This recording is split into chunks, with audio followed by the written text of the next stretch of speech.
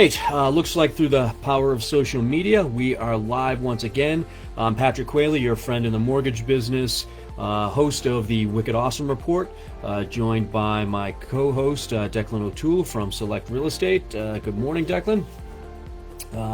And we broadcast every Tuesday and Thursday at 10 a.m. or 10-ish, depending on what kind of technical difficulties we have getting rolling. So please give us a comment, give us a like, head over to the Facebook page for Wicked Awesome Report and give us a like there. You'll be notified when new videos go live.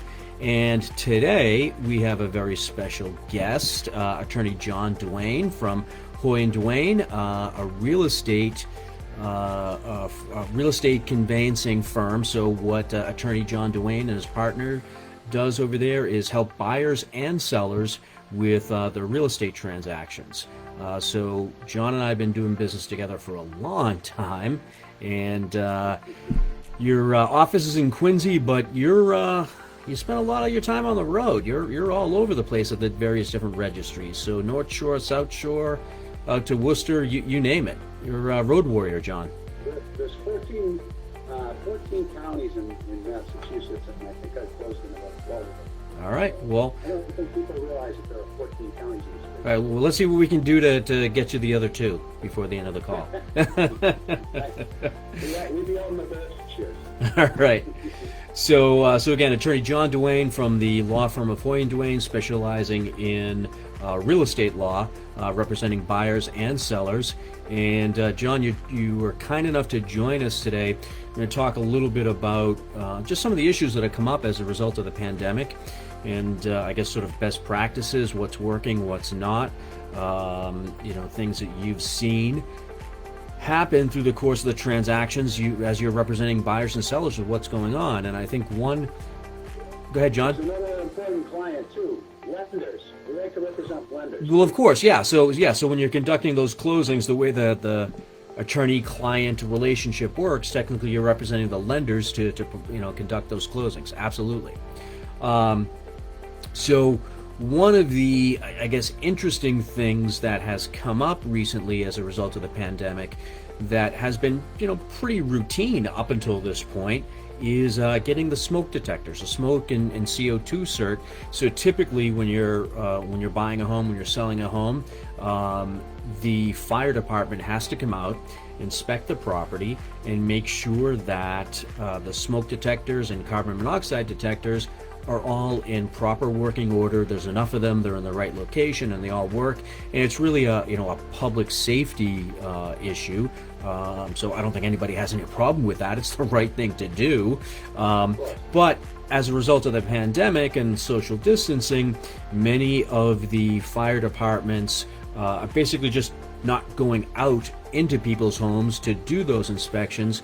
And I believe Governor Baker had signed an order basically giving, putting those on hold. I don't know if moratorium is the right word, or basically putting on hold the requirement to have inspections, basically postponing them until after the state of emergency has been lifted.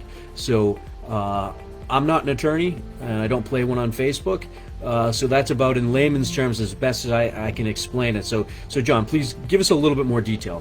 Fill in some color there. First of all, was pleased that the governor was able to produce an order so quickly that would allow real estate transactions to go through. Because can you imagine where we would be without this? I mean, we would have, fire departments that simply have better and more important things that they have to address, so that we would be stuck with purchase and sales that, with the requirement by statute that smoke certs are needed, and we wouldn't be able to get them, and then you'd have attorneys trying to dream up indemnifications and things like that, or simply just not being able to close on that would be crazy. Without the smoke cert, just no closing. Right. Well, again, you're relying on language that's drafted by whoever the closing attorney is. So thankfully the governor came in and gave us this order, which was able to make our lives a little bit easier and allow deals to go through in as efficient a way as possible. So what the order says is that if you follow a few conditions, the liability and the responsibility for the smoke certificate can be transferred to the buyer. So, the best practice is still to have the seller get one if possible. There's a lot of towns that are now back to doing them. And when I say a lot, it's not the majority by any means, but there are some that are getting back into it.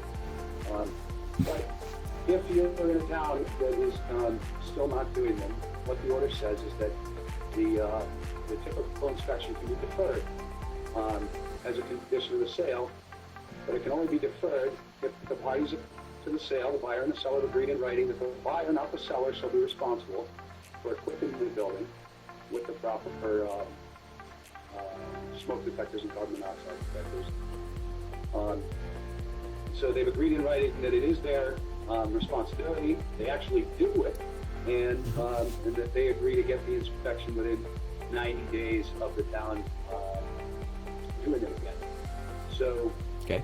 a very straightforward way to handle the contract is to draw up a writing that simply repeats these terms. And, I've seen various attorneys either want to hold back money from the seller to cover the buyer's actual costs on the matter. The holdbacks are typically no more than $500. I've seen some that are $1,000. I've seen a lot of attorneys will set it higher for the higher risk ones, like we talked about before the show.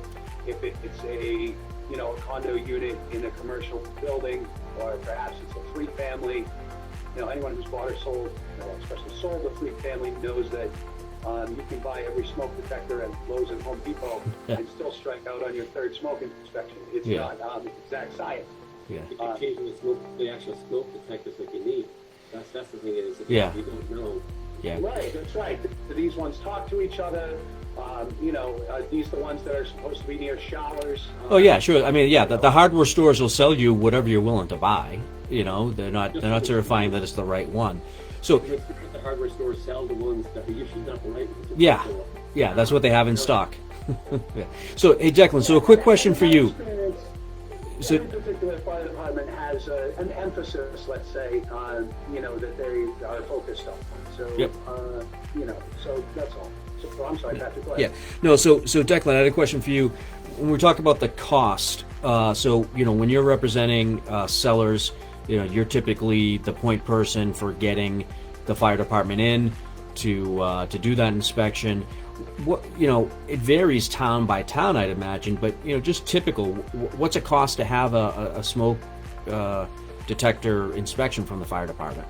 Well, all in is probably a couple of $100, and that includes the hardware. So almost always you have to replace the hardware. Looking at you got the smokes, you need to have carbon monoxide detector. Yeah. No, but let's say everything is new and is in place. You just need the fire department to come out, inspect it, and issue the cert. At $50, I think it goes up to $100 on a three family. Okay. I think it changes town by town. So Okay. You're basically getting short money in the big picture. Okay. Okay. All right. Yeah. So I just wanted to ask that question, just to make a comparison between what is the cost of the actual inspection in normal times versus this addendum that John is talking about. How much is being held back from the seller. So just my question is that I think that with John, I would imagine it's not just the inspection, it's the cost of the hardware too, and the cost of the electrician. So there are some variables, I imagine. Like, I do know typically when I'm doing an inspection, of course you're not doing it now on the sales side, but typically what you do is you go in, you pay for the hardware, and then you get paid your fee, but you have a separate basically reimbursement expenses, and that tends to work out just on average, Patrick, $150, $200. Okay. To include all the hardware. It's always, again, keep changing what the requirements are for smokes. I've got a ton of ion smokes in my garage. Yeah. Yeah. I stockpile them right before they change the law. Right. Yeah. So, John, when you're talking about an addendum that's having a holdback of a couple of $100, the intent with that is not necessarily just the cost of the inspection. It's building in a couple extra bucks in case some hardware needs to be replaced. Is that sort of the spirit of what it means? Yes, and then and then there's language in there that says whatever the cost is for the to the buyer to get this smoke cert, that cost shall be borne by the seller. Mm-hmm. And you know, it's tough for a seller that is, you know, kind of ending their relationship with this home and wants to disappear into the sunset to have this one little tie back to the property. Mm-hmm. So, Or 6 months, or whatever that ends up being, right? right, right, and so one way to address it is to, and what I've been suggesting to sellers is, you know, maybe you propose striking the line in the agreement that says seller is on the hook ultimately for whatever the cost is. If you're the seller and you can propose to get rid of that, that's not a bad idea. And instead offer a credit for, you know, $150 or $200 from seller to buyer, under the idea that this is really the resolution of the issue between the parties, and that the buyer is willing to take on whatever it may be. Now, as opposed to the idea of a holdback, the whole premise is that we're holding money from the seller to make sure that this one little undone item gets completed. So again, when you're on the seller's side of the deal, let's try and avoid those little ties to the property if we can, and properly credit the buyer for the expected cost. That's I haven't heard anybody take that, but that sounds like an ideal solution. So you just have the seller give a credit to the buyer of X amount of bucks, you know, $150, $500, you know, whatever it is, and that puts the whole issue to bed, and it really shifts all of responsibility onto, you know, the financial responsibility onto the buyers. And frankly, yeah, and that was it appears to be the intent of the order. You know, the buyers are signing a document that says not only are they responsible, you know, for the upgrade to the house if it's needed, that they'll do it, and then they'll get the smoke certificate. So it's, you would be signing a document that is, you know, right in concert with what the order says, and then you as a seller, you've credited the buyer for the anticipated cost, so you haven't left the buyer short there. And you know, and to be a conscientious seller, I think the best practice is to have an electrician do a once over and just point out any obvious problems that you may have, and if you want it to be you know, even better on that route, there are some private companies, I don't know any by name off the top of my head, that will go in and their main job is to prep homes to pass smoke certificates. So wow, okay. For that peace of mind, as a seller, you know, transferring a home that you will not have to worry about the buyer dealing with any problems that go along with not having a passing smoke cert, well, get the place equipped as best you can, credit the buyer, and sign an agreement. So that way the closing really does bring closure to the transaction from the seller's perspective. Yeah. So for this, sorry, go ahead. For these companies, you're less inclined to hire them because they're a bit more expensive, which is fine. That's what they specialize in. But this may be an expense that's worth it rather than having your money tied up in an escrow account for another 6 months. And you know what I've seen some attorneys do is they will propose it that way. If your seller can get an electrician in there or one of these smoke prep companies, then I won't have to do a holdback. I have seen that, and I think that's very fair. Yeah. So, and one thing generally I do want to say to everybody in the real estate bar who's listening is there has been a great amount of cooperation amongst attorneys with the virus and everything else, which is, I don't want to say, I shouldn't have surprised, but I'm very, you know, pleased to see that, you know, everyone's working together to do the best they can to do the best for their clients in the transaction, but not, you know, reducing it into unnecessary safety. Yeah, so nobody's trying to lawyer it to death. Everyone's being reasonable. I don't think so. Everyone's just really trying to come up with a solution that works best and is safest for all the parties. I mean, you know, when you consider the type of issue that we're talking about, it's a public safety issue at the end of the day. Yep. So, you know, there's luckily or gratefully that has been a lot of honesty in the issue. Yeah. Well, I think that answers sort of what my next question was going to be. I was going to ask you if you have seen any sort of, I don't know if horror story is the right, you know, term, but unreasonableness, maybe not necessarily on the part of the attorney representing the other party, but the other consumer, whether it be the buyer or the seller, with what, you know, is holdback or a credit, you know. I think for the most part it's the attorneys that are bringing the conflict more than the actual clients. I think the clients when it comes to I don't want to say technical, but a little, a detail that's more for the lawyers, I guess. They're looking to the attorneys for direction on an item like this. So, everything is relative. So when we talk about, a horror show or a horror story for an attorney, it might be that they needed to trade 3 extra emails over the topic that they didn't want to trade. So, and that amounts to, a post in the mass conveyancing attorney's Facebook page. You wouldn't believe how much pushback I got. Yeah. And ultimately, what was it? We had to send a couple of extra emails. So. Well, one thing I'll say about you, John, throughout the years, you've certainly been an excellent negotiator and trying to bring everybody just on the same page and just, there's legal, constraints, but, it comes down to a lot of points, just common sense. This is what the law says, and this is how, we're going to try and make everybody happy. And, that is a skill that, unfortunately, not every attorney I've worked with always possesses. So, I think that one of the most important things is the practical advice that's offered from the perspective of someone who's literally done it thousands and thousands of times. Yeah. While you have to have a focus on the legal concepts on the deal, you also need to remind people of some of the common sense stuff. Like, again, the old, going back to horror stories, this affects your world too, but maybe you don't go out and buy the whole furniture set for the home the 3 days before the closing. Or, just things like that. It's far more likely that a buyer is going to get held up or inconvenienced over maybe some practical advice that they received or didn't receive, rather, than some legal issue that's buried in paragraph 19 of the purchase and sale. Yeah. While both are important, I think that the kind of practical advice addresses issues that are far more likely to come up. Like this one, Patrick, and forgive me, but I do tell every buyer this one.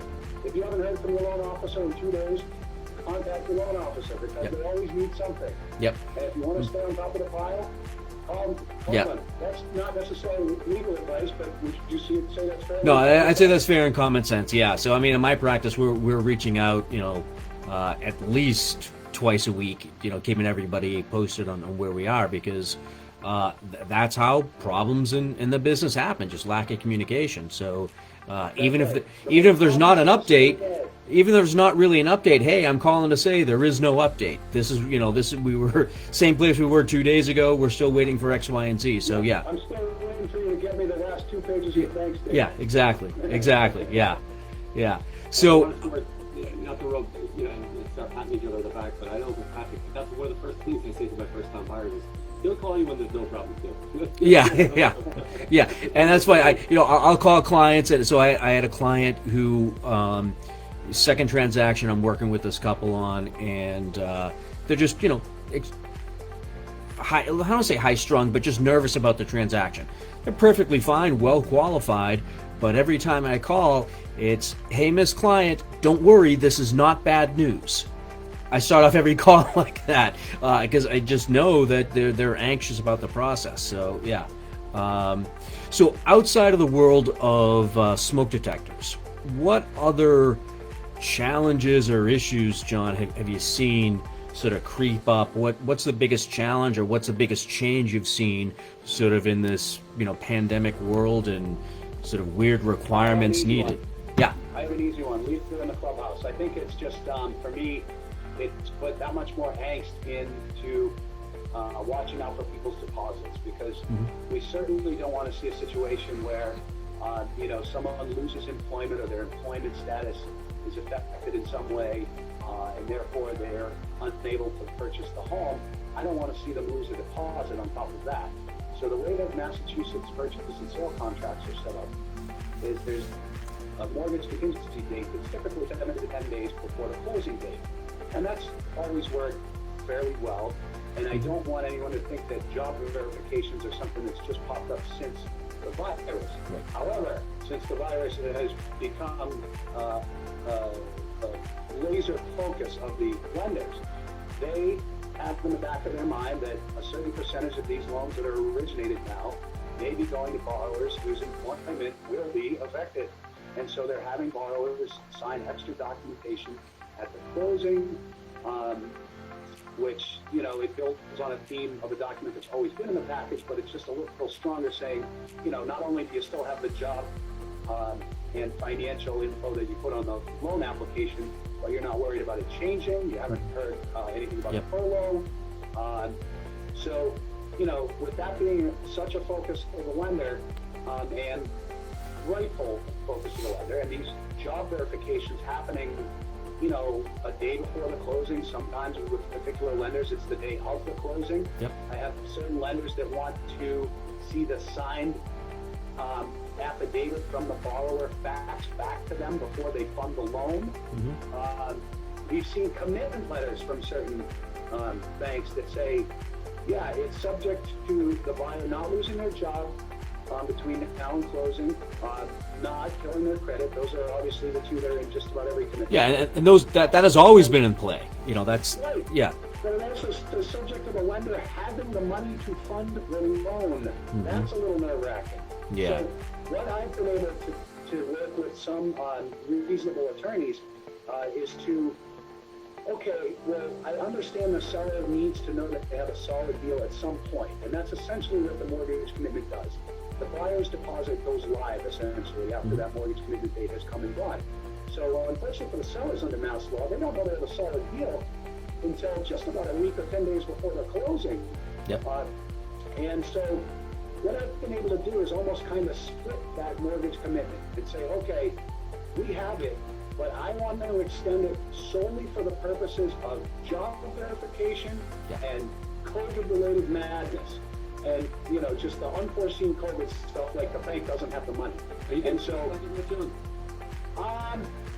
I've usually been able to get it through more than I haven't, I'll say. I think I'm probably, let's say, 60-40, 70-30 on that. And close to the 70-30, again, going back to the kind of cooperation, because we're running into when you're in the conveyancing bar, you run into the same faces often over and over again. And again, going back to what we said earlier, turnabout is fair play. So if you want to, play hardball in certain situations, you have to be ready to do it in others. And so what that does a lot of times is lead to a sensible, agreement right off the bat. So I do find that, again, that is a way to keep it fair as our engagement. And do you ever think, so I mean, I've thought about this concept. I mean, do you ever think that the contract would change to add in a new date for performance? So you've got the mortgage application date, you've got the financing contingency date, and the new date, which is a clear to close date. Does that, I mean, that's kind of what you're talking about, but do you ever see that changing to get written in? For the sellers, you know what I mean? Now we're asking the sellers to go, until now 2 or 3 days before the closing, not knowing they have a quote solid deal. Yeah. So, and I think with that clear to close, is that really clear to close if they lose their job the following day? Well, see, that's the thing. So fortunately, it hasn't happened to me or any of my clients, but I do have some colleagues who, with this new sort of re-verification of employment immediately prior to closing. So I do have some colleagues who have had clients who were laid off or furloughed on a Friday. They got their closing scheduled on Monday afternoon. Well, that re-verification, that final verification of employment's done on Monday morning, and well, crap, they were laid off. They can't close. So they're, and in that situation, nobody wins. So you got the buyer that can't perform. You've got the seller who, lost out on that sale. So again, I'm certainly not going to play lawyer on it, but all sorts of questions as to what happens, legally with that deposit, but also maybe morally what happens. I mean, it wasn't the buyer's fault that they lost their job, so the seller maybe is legally entitled to retain some or all that deposit, but is that really morally the right thing to do with someone that just lost their job? You know. You don't even know whether there's a backup buyer that's watching the ball. Yeah. So that's a good point, Declan. Yeah. Yeah, I was gonna say, Declan, that's a good point. So, advising buyers in the current environment, I think part of it is, don't take your eyes off the ball. You're interested in this property. You don't want to wish ill on anybody, but keep an eye on it because something could happen. And in current environment, something is more common, something going wrong maybe than in previous environments. Well, I don't want to give away tricks of the trade, but I think I mentioned it a little earlier. I've dealt with that where I've got buyers, and of course we still have multiple offers that are, at the early stages. I've made a point now of the just properties that my buyers like. We've gone to agreement. Again, it's not a good situation for the people that are already under contract, but stay in touch with those brokers, and you'd be surprised how often, unfortunately, somebody gets thrown out and lost a job, and then it becomes an opportunity for my buyer. Yeah. So I suppose everybody loses except the person that's in that's behind the peloton. Yeah. Sure.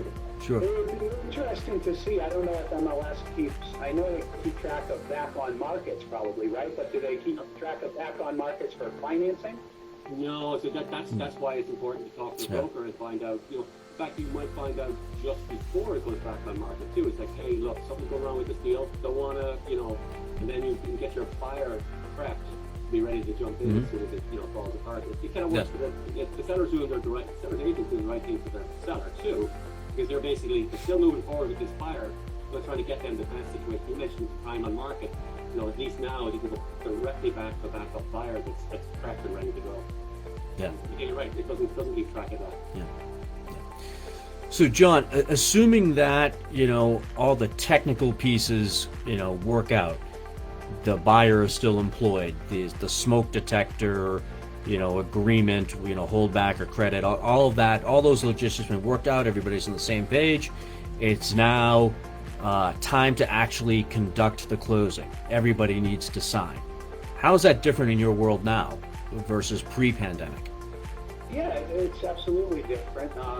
I hate to say that I think a little bit of the beautiful explanations we give at closings are being curtailed a little bit. It's kind of sticking to the basics. I explain to people what are the closing costs and why. These are the terms of the note. But the explanation of some of the finer details in the package may not be there, because what we've been doing in certain situations, and we, every office is different, but we kind of tailor our closing day to whatever the buyer's what's the word I'm looking for?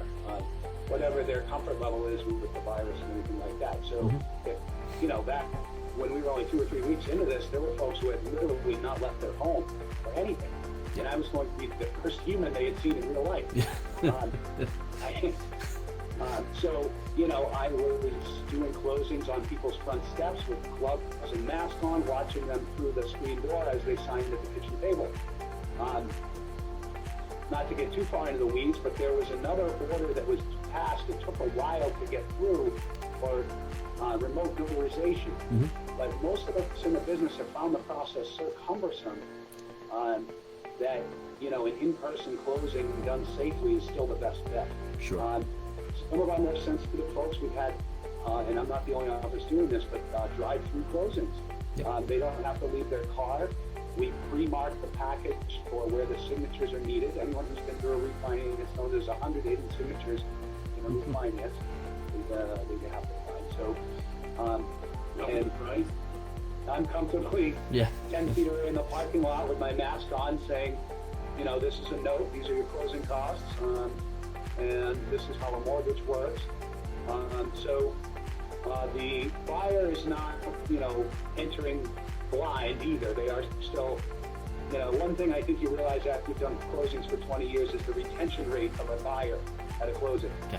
When I was a young kid, I would explain every page in that package by line until we were an hour and 15 into it, and the buyer was quite ready to leave. But you really have to understand the retention rate of a buyer at a closing, and it's pretty much, if we can understand what are the closing costs and why, what are the terms of the note, when is my first payment due, and maybe how an escrow account works. That's about it. Anything after that is you're going to start losing what's important.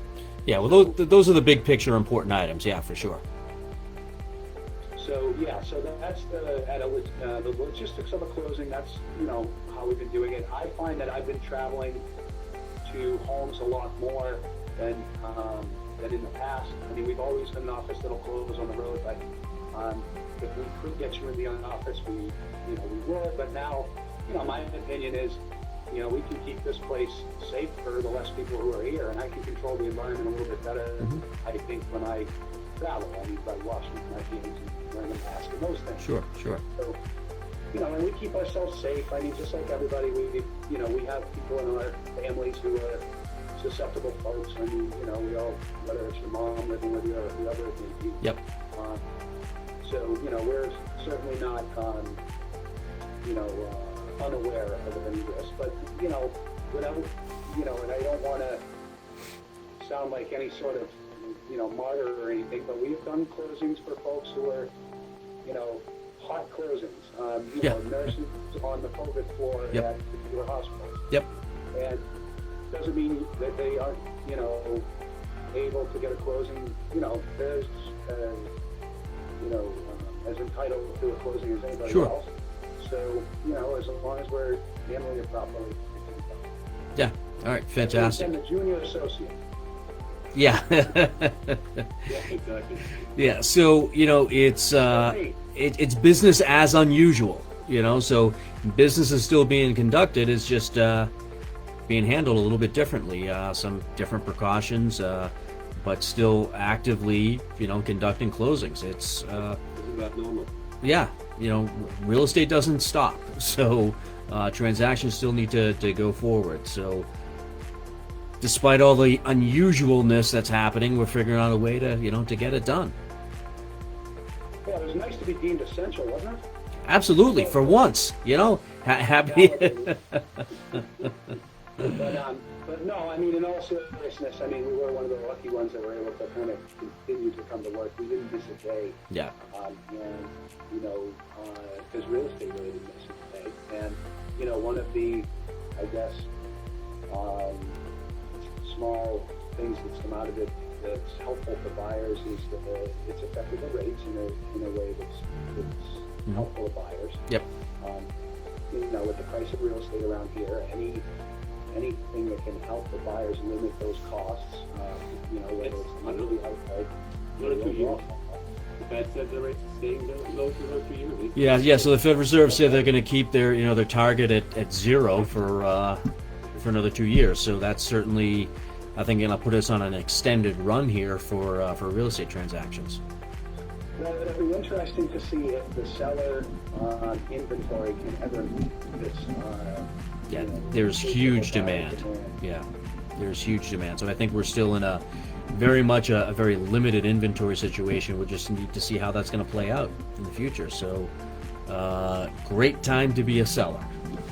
They got to be better in the birds. Yes. Too much in the city for the birds. Yeah. Yeah. Too. For sure. Yeah, we've covered that in previous shows. Sort of the desire of buyers moving out of the city, get more space. They don't want to necessarily be 4 or 5 feet away from their neighbor in an apartment or even in a condo. They want more open space, so pushing out to the suburbs and even the next ring out, the exurbs, further out. We're seeing huge buyer demand. I think the next migration you'll see is the former suburbanites moving further out.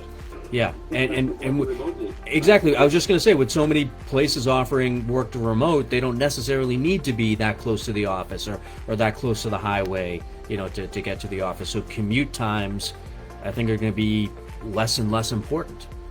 That was an interesting. There was an interesting article in The Economist about, and it looked at it from the opposite point of view of what you just said. It was that from an employer's point of view, if I have my accountant, let's say, is now working from home over Zoom, and it's working effectively, but my accountant is in let's say like a Lexington or a one of those zip codes. And, accountants in those zip codes get paid a lot of money. But if you hire an accountant or over Zoom who may be from some far-flung place where an accountant only gets half the salary and is just as good of an accountant, that's something that may, we're getting a little off topic, but that's something that may happen from a business point of view. But to go back to tie it to real estate, maybe we will see people, employees, willing to move further outside that 128 belt. Because if you're in a town that's main draw was it's a commuter stream, well, we don't have to commute. A lot of jobs don't have to commute anymore. So, there will be a profound effect on real estate in many ways that we really haven't even been able to. And I think, and that's going to play out for years to come. This is not like a 6-month cycle or whatever. I think this is going to play out for multiple years just to see how it's, all going to unfold. So stay tuned for future shows for years to come as we discuss how real estate values and trends unfold. Make our predictions. Yeah, exactly. So I think we're pushing just beyond a half hour. Want to be respectful of everybody's time. Thank you, John, for joining us. Appreciate your info and your insight. So we've got our special guest joining us today, Jon Duane from Hoye Duane, representing buyers and sellers and lenders in all areas of real estate transactions. So we've got you tagged in the post here, John, and we'll certainly make sure we get all your contact information as part of the post. Anybody that is buying or selling or lending money, John is the guy you want to talk to be adequately represented. So the law firm is Hoye Duane, located in Quincy. Thank you very much for joining us, John. May I throw the website out? Okay? Oh, absolutely. Yeah. What's the site? One more time.